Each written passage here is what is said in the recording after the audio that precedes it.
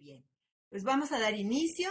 Esta es la segunda mesa del día de hoy, 18 de noviembre, y le vamos a dar la palabra a Margaret Shimpton, que va a hablar de la literatura de Guyana, una lectura desde el Caribe continental. Adelante, Maggie. Buenas tardes a todos. Laura, muchísimas gracias por la invitación y por tu paciencia, porque sabes que estoy siempre corriendo y no estoy tan preparada como debería estar. No por, simplemente porque estoy realmente iniciando una nueva etapa o sí, pues una nueva etapa de esta investigación donde ahora sí voy a concentrarme de plano en Guyana, que no he hecho directamente en el anterior proyecto. Y realmente esto es el mero inicio, así que no puedo presentar resultados, todavía estoy tanteando, andaba pensando, más bien tengo como un conjunto de ingredientes y todavía estoy buscando el guisado, ¿no? Algunos sabores ya están perfilando, pero bueno, todavía estoy muy al inicio. Eh, para dar un poco de contexto, uh, en los años anteriores he estado trabajando el Caribe desde la literatura del Caribe continental, que creo que yo he encontrado dinámicas muy interesantes, sobre todo a partir de la idea de las representaciones de la insularidad de la isla, aun cuando estamos hablando de territorios continentales. Este imaginario insular que predomina aún en espacios como Guyana o como Belice o mi caso en Yucatán, que son anómalas, ¿no? En el contexto de su región inmediata, ¿no? En ese sentido, pues sabemos que Guyana está inmersa en las Amazonas, ¿verdad? El único país de habla inglés y otros idiomas, pero no español, en el continente, en Sudamérica, ¿no? Y en ese sentido tiene un paralelo similar con Belice, que también manifiesta este aspecto, ¿no? De estar en una sincronía con los países que le rodean, ¿no? Entonces, en los años anteriores, si bien sí pude ir a Guyana, pude pasar una estancia breve, pero muy provechoso ahí, que da la posibilidad de conseguir muchas de las obras de los autores, porque no todos son tan accesibles. Eh, Mis primeras incursiones de hace unos años, pues necesito volver sobre ellos, ¿no? Tuve algunas imprecisiones, me parece, sobre todo en relación a esta asunto de la distribución poblacional en Guyana, manifiesta que Guyana unas características llamativas. En un estudio muy reciente publicado esta semana, colocan a Guyana como el país, la nación con el mayor porcentaje de población viviendo en la diáspora, por ejemplo. O sea, sabemos que siempre ha sido una tendencia muy alta, ahora es con 36.4% de su población viviendo en el exterior, por encima de Jamaica, por ejemplo. Es una característica muy particular. Más o menos calculan en 790.000, 800.000 habitantes en Guyana ahorita. Y solamente, otro dato, solamente la primera generación de migrantes guyaneses que están viviendo en la diáspora, sin contar sus descendientes, segundas y terceras generaciones, son unos 550.000, o sea que casi, o sea, una cantidad similar está afuera que está dentro, ¿no? Entonces, a la hora de abordar los escritores, tenemos un fenómeno no tan disimilar a otros países. Sabemos que el Caribe tiene altas poblaciones diaspóricas, pero es muy marcado en el caso de Guyana, ¿no? Estoy todavía recuperando datos, estableciendo una base de datos con información de escritores, su lugar de nacimiento, su lugar de residencia, obviamente fechas, sus obras. Parece una tarea muy básica, pero es necesario porque la información, uno, está muy dispersa, dos, está muy incompleta, pues, y tres, pues, no se ha concentrado, o sea, en un solo espacio, me parece. Como digo, están muy incompletos porque muchas de las formas de abordar los escritores, en el caso de Guyana en particular, ha sido desde el lado anglófono, desde el Caribe anglófono y desde los lugares de la diáspora, principalmente Inglaterra y Canadá, donde más son los destinos más, Estados Unidos, los destinos más eh, eh, prominentes de los destinos de la diáspora, ¿no? Entonces han sido asimilados de alguna manera desde la crítica en esos lugares, que crea ciertas categorías que creo que es necesario volver a examinar, y por eso mi interés de leerlo desde los Caribes continentales y romper un poco esa necesidad de entender a los escritores de Guyana solamente en un contexto anglófono y en el caso, por ejemplo, de los escritores de la diáspora viviendo en Inglaterra, suelen acomodarlos en Inglaterra, en la crítica inglesa, como Black British, como escritores negros británicos, ¿no? Que quita, pues hace muchas, asume muchas posturas, ¿no? O sea, asume y rompe la relación con el país de origen, ¿no? Entonces, esas son algunas de las razones por empezar a ver esta literatura desde los Caribes continentales. De, desde el inicio estoy encontrando muchos paralelos con la situación con Belice, que también experimenta algo similar en relación a cómo ha sido no solamente leído, sino categorizada la literatura de Belice, cuáles son los estudios principales, la mayoría están escritos en inglés, y la situación, perdón, la situación igual con la diáspora, dominan los estudios sobre escritores que son accesibles, publicados en la diáspora, con toda la infraestructura de que Inglaterra, Canadá, Estados Unidos proporcionan. Y al interior del país, los escritores que se mantienen carecen de estas opciones, se invisibilicen frente a estas grandes posibilidades editoriales, ¿no? También podemos decir algo similar pasa en Yucatán y todos los espacios, realmente los espacios caribeños pequeños, ¿no? Supondría, no tengo datos, supondría que en los países, en las islas pequeñas, podrían pasar cosas dinámicas similares simplemente por la falta de acceso a las rutas editoriales, ¿no? Entonces, tenemos esa situación, primero una situación problemática en relación a los escritores que residen en el país y los que residen afuera del país, ¿no? En cuanto a su visibilidad, el acceso, etcétera, ¿no?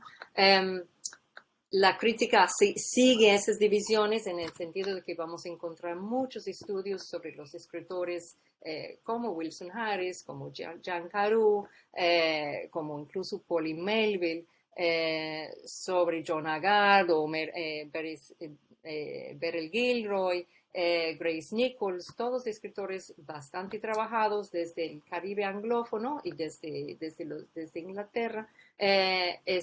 Pero David Davidin, Cyril Davidin, los Davidin son parte de una familia muy, son primos, uno está en Canadá, uno está en Inglaterra, muy prominentes, muy destacados y ocupan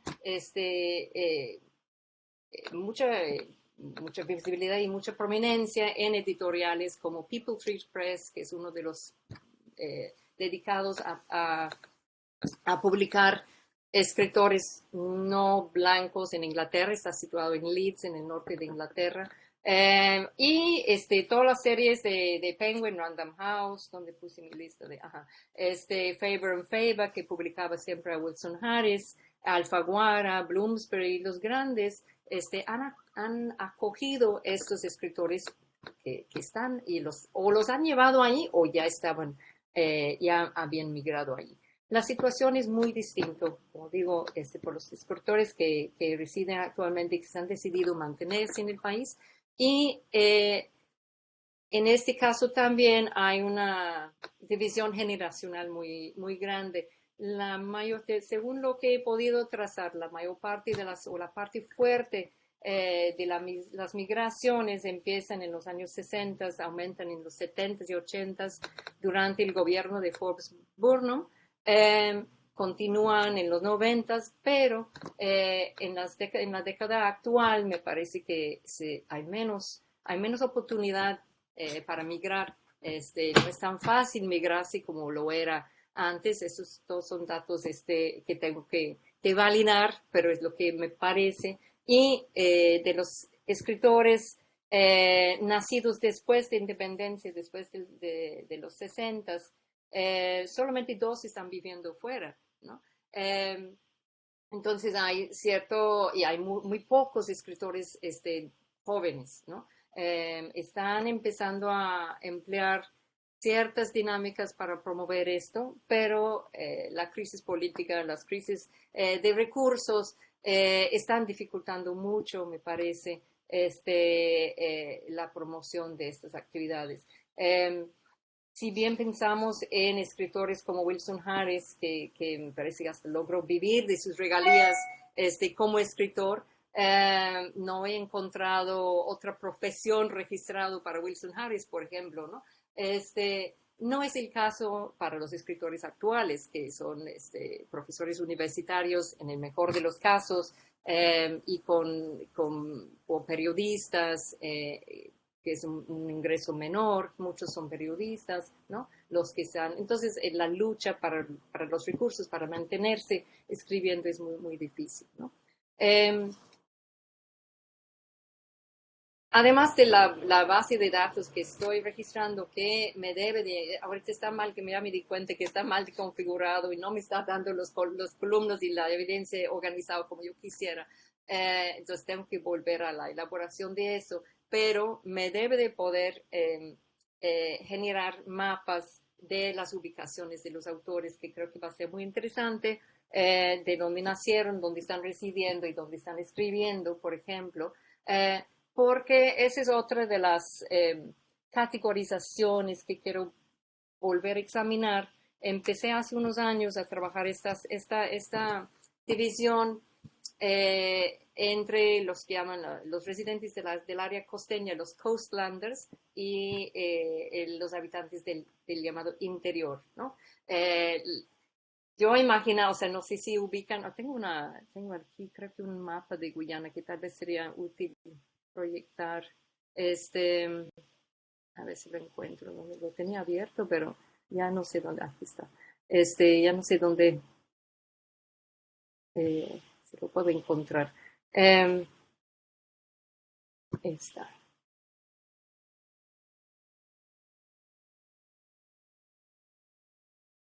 Uy, no sé si no está compartiendo el mapa o sí. Sí lo está compartiendo. Es probable que tú no lo puedas ver, pero sí. Sí lo está compartiendo. Ok. Ya, ahora ya lo encontré. Cerré unas ventanas y ya lo... Ok. Sí, porque, y si muevo esto, ¿sí lo ven? El cursor no, ¿verdad? Sí se ve. Sí se ve el cursor también. El cursor, ok, entonces sí. Bueno, aquí tenemos a Guyana, en medio de las Amazonas, ¿verdad? Aquí Venezuela, aquí Surinam y aquí Brasil.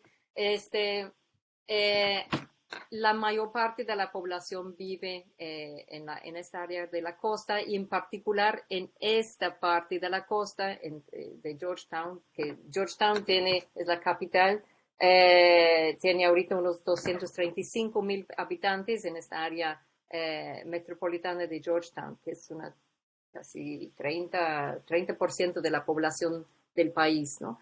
La siguiente ciudad más grande, no era así hace unos años, es esta, que es Linden, que es como si una de las ciudades en la frontera al interior, porque toda esta parte del país aquí, hacia las fronteras de Brasil, aquí ya vamos a la Rupununi, y es la sabana Rupununi, y área entre selvas y sabanas. Aquí esta parte es sabanas, aquí esta parte es más selvática.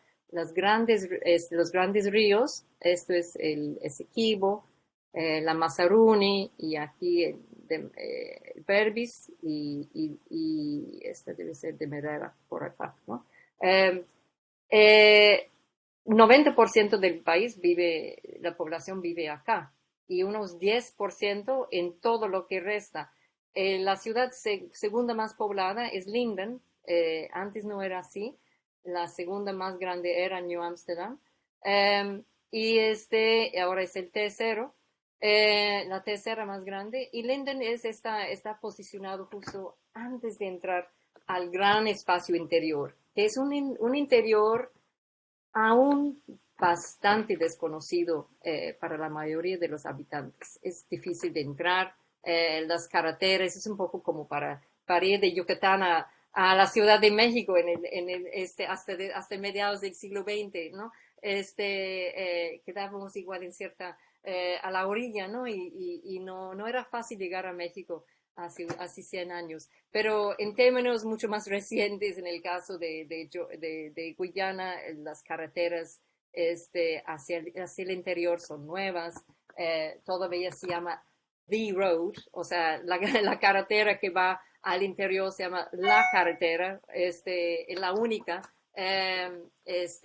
Para ir al interior se va hacia Linden y después se va, por ejemplo, hasta aquí, hasta Latham y hacia el sur, ¿no? Hay muy pocas carreteras, pero hay mucha más conectividad de lo que aparenta, o sea, seguir manejando este espacio como un espacio de tierra de barbarie, de tierra de salvajes, de misterios y tierras oscuras, realmente en tiempos digitales es incorrecto. Casi todos esos pueblitos, hay muchos pueblitos aquí, de lo que he podido encontrar información, la mayoría empiezan a tener industria turística, cuentan con internet, satélites, etcétera, y están bastante conectadas. Privilegian su lejanía del mundo urbano, sí, mantienen muchas tradiciones, pero eso no quiere decir que no están conectados, ¿no? Y que no tengan una conexión con otras partes del mundo, ¿no? Bueno, esta franja aquí me interesa mucho, de Georgetown a New Amsterdam, área de Quarantine, muchísimos es una coincidencia, estoy segura, pero muchos escritores resulta que nacieron en esta zona. Muchos son descendientes de indentured labor, de la India que vinieron y de China que vinieron y se asentaron en esta área. Y muchos de estos a su vez han migrado para afuera, ¿no? Entonces, un mapa si visibilizamos dónde están o dónde nacieron muchos de los escritores, nuestro botón más grande sería Georgetown, seguido por New Amsterdam. Hay un par de escritores que he encontrado nacidos acá, y sin embargo, en el interior, solo hasta ahorita he encontrado un escritor amerindio. No escribe en lengua nativo, pero sí publicó, creo que autopublicó en Amazon una obra el año pasado de unos poemas que son no de gran calidad, pero son interesantes simplemente por su decisión de visibilizar su pueblo, su cultura y su voz, ¿no? Se cruza en muchos de sus poemas la situación con COVID y cómo impactó en el pueblo, que me parece que podría ser muy interesante.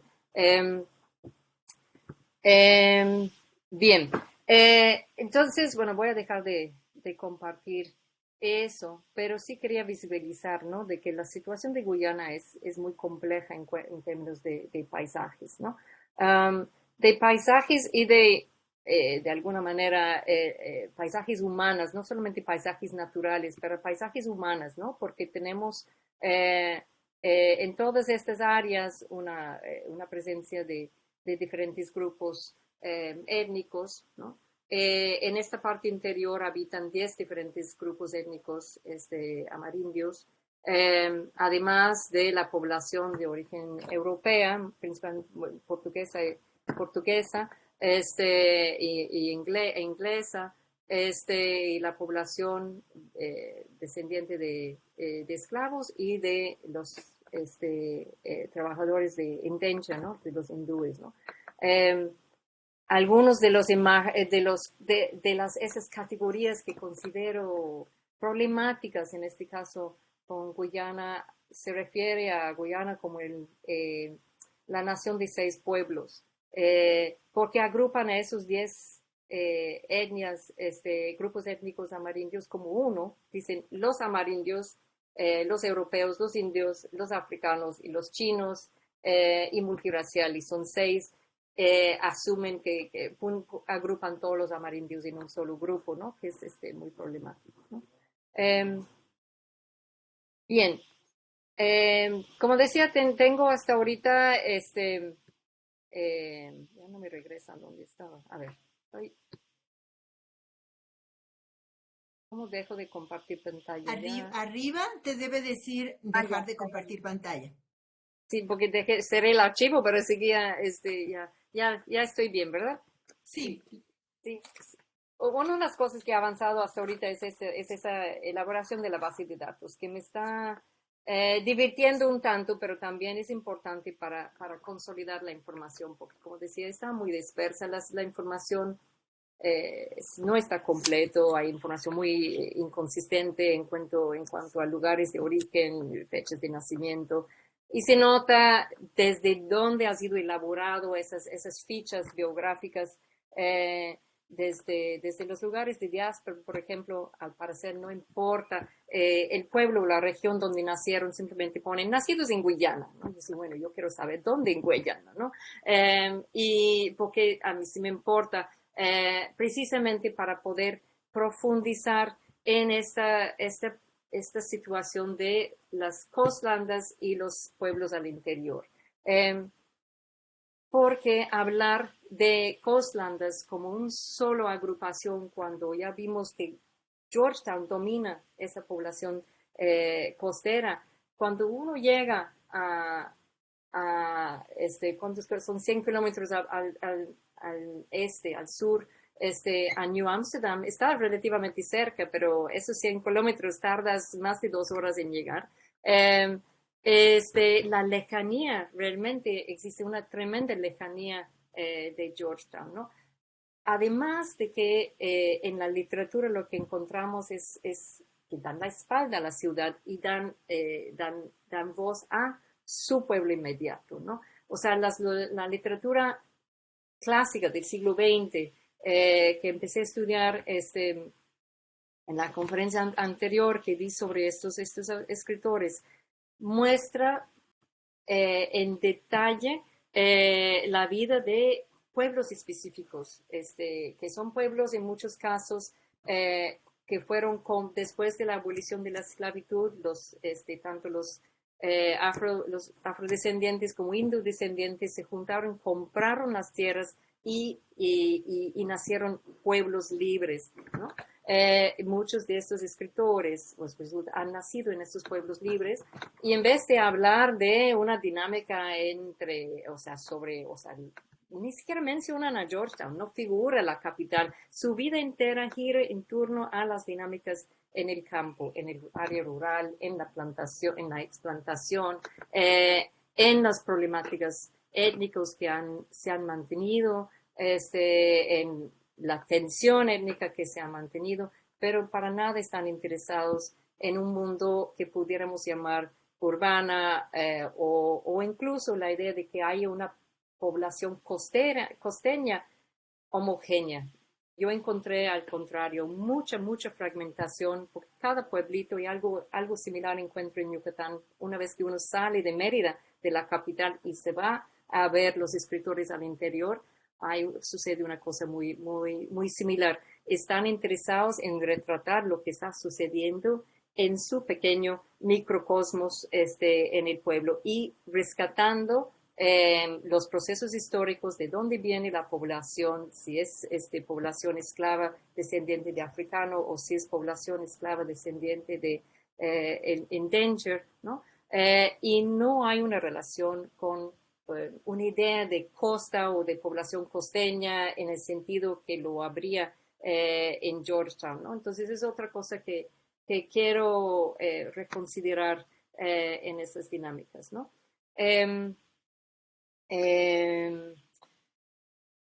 La otra herramienta que estoy considerando para de alguna manera entender las dinámicas que están sucediendo con los escritores es a través de, y eso sería ya para escritores un poco más, bueno, digamos un poco más recientes, pero bueno, te explico. Estoy empezando también a estudiar todos los procedimientos y los ganadores del premio literario de la literatura de Guyana que se inició en 1987 en el gobierno del primer periodo después de terminar la dictadura de Forbes Burnham. El entonces presidente, Dennis Hoyt, decidió abrir para la convocatoria para un premio nacional de la literatura de Guyana, que en su momento fue, me parece, ellos lo anuncian como el primer premio literario del Caribe anglófono. Creo que es correcto. No sé cuánto después en la Casa de Américas empezó a otorgar premios para literatura en inglés, porque el premio Casa inició de literatura en 1960, pero no abrió categoría para literaturas en inglés o criol hasta un poco después, y no tengo claro la fecha todavía del primer premio. Entonces, del 87 hasta creo que hasta el 2000 no hay otro premio en el Caribe, en el Caribe anglófono de literatura. Entonces, esto fue para un país tan pequeño, fue un hito maravilloso para promover la producción literaria en el área, ¿no? Y se inició en el 87 y se otorgó cada 2 años el premio. En el 2007 hicieron otro giro porque abrieron también a un premio otorgado en el marco del premio Guyana, pero a escritores procedentes de cualquier lado del Caribe. No especifican idioma, pero sospecho que estaban asumiendo que es solamente anglófono. No lo especifican, pero se da por entendido. Y sin embargo, ese año el ganador del Premio Nacional de Guyanés también en ambas categorías, ¿no? El premio tiene 5 categorías. Tiene mejor libro de ficción, mejor libro de poesía, mejor libro de teatro, y 2 premios de el primer libro de un autor, su primer libro de ficción o primer libro de poesía, ¿no? Tratando de distinguir entre escritores con trayectoria y escritores nuevos, ¿no? Estaba desde el inicio abierto a escritores nacidos en Guyana, o no sé cómo abordaron esa parte porque uno de los premiados nació en Londres, pero es de ascendencia guyana, ¿no? De guyanés. O sea, su categoría en principio no incluía de otros lados del Caribe, pero sí de Guyana o ascendencia guyanesa, y tanto de la diáspora como residiendo en el país. Por muchos años, la mayoría de los premios iban siempre a escritores de la diáspora. Entonces, por eso me ha parecido interesante, porque estudiar el premio es como un microcosmos de todo lo que está pasando, las disputas y las cuestiones que están afectando el macrocosmos, ¿no? Ha generado muchísima polémica. Hay varios estudios, varios escritos periodísticos en torno a las polémicas del premio, porque siempre se quejaban de que el sesgo era hacia los escritores de renombre, de la diáspora, mismos quienes decían, bueno, no es nuestra culpa si somos mejores, ¿verdad? Que no fue bien recibido, por supuesto, ¿no? Un poco decían, bueno, si quieren ganar, mejora, ¿no? Entonces, muestra esos sesgos también. 2012 fue un año no podemos decir que marca un parteaguas, porque no generó un cambio que he visto después, pero en el año 2012, 4 de los 5 premios sí se otorgaron a escritores locales, no de la diáspora. Y también cambiaron algunos de los criterios porque aceptaron manuscritos y trabajos que, o sea, que consideraban publicables, pero no ya publicados, ¿no? Entonces eso era también para redimensionar un poco y ampliar las oportunidades para los escritores que no ya tenían financiamiento de grandes editoriales, ¿no? Los nombres que mencioné antes, Fred Aguiar, Davidin, por ejemplo, han ganado múltiples veces el premio, son escritores ya, Wilson Harris, han ganado varias veces el premio. Los escritores locales, por supuesto, muy pocos de estos escritores son mujeres. De la lista, ahorita tengo una lista de 40 y tantos, 18 son mujeres, y la mayoría son nacidos entre 1910 y 1960. Después de los 60 hay mucho menos escritores y menos mujeres.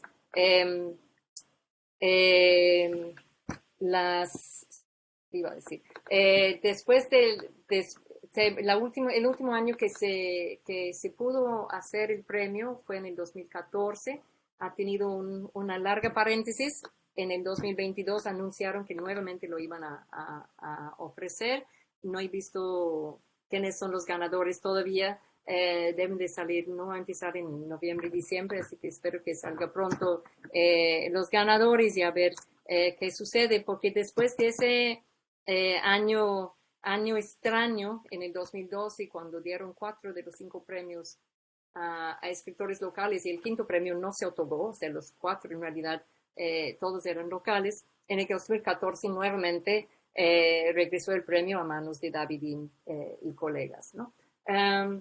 Davidin, sin embargo, o sea, yo no lo estoy viendo en términos negativos, es un fabuloso profesor, fabuloso persona, maravilloso escritor, me devoro sus libros, son buenísimos. Y él es también muy interesante porque está muy involucrado con propuestas para crear oportunidades editoriales para los escritores en el país, ¿no?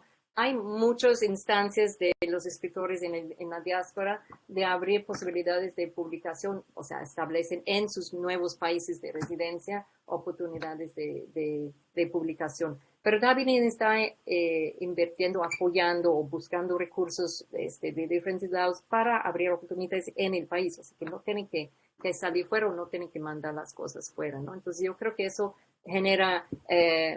estimula mucho la posibilidad de producción, ¿no? Pues viendo la hora, yo creo que ya debo de cerrar.